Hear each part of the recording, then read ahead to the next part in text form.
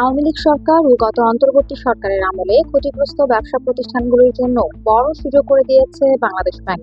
এখন থেকে 2% অর্থ জমা দিয়ে খেলাপি ঋণ নিয়মিত করার সুযোগ পাবে ক্ষতিগ্রস্ত ব্যবসা প্রতিষ্ঠানগুলো। এই ঋণের মেয়াদ হবে সর্বোচ্চ 10 বছর। কেন্দ্রীয় ব্যাংক জানায়, ঋণ নিয়মিত হলে শুরুতে 2 বছর ঋণ পরিশোধে বিরতি সুবিধা পাওয়া যাবে। কোনো প্রতিষ্ঠান সুবিধাটি পেতে চাইলে আগামী 30 জুনের মধ্যে সংশ্লিষ্ট ব্যাংকে আবেদন করতে হবে। আবেদন গ্রহণের 3 মাসের মধ্যে ব্যাংকগুলোকে এই আবেদন নিষ্পত্তি করতে হবে।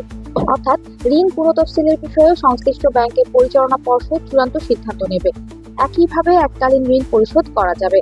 এক্ষেত্রে 1 বছর সময় পাবেন গ্রাহকরা।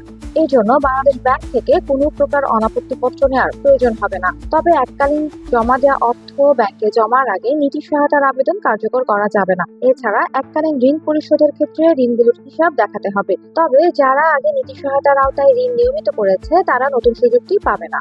গত 31 মার্চ পর্যন্ত যাদের ঋণ খেলাপি হয়ে পড়েছে তারাই শুধু এই সুযোগ পাবে। অন্তর্বর্তী সরকারের সময়ে ঋণ পুনঃতফসিলকরণ ও পুনর্গঠনে বাংলাদেশ ব্যাংকের দেওয়া বিশেষ সুবিধা অনেকেই কাজে লাগায়।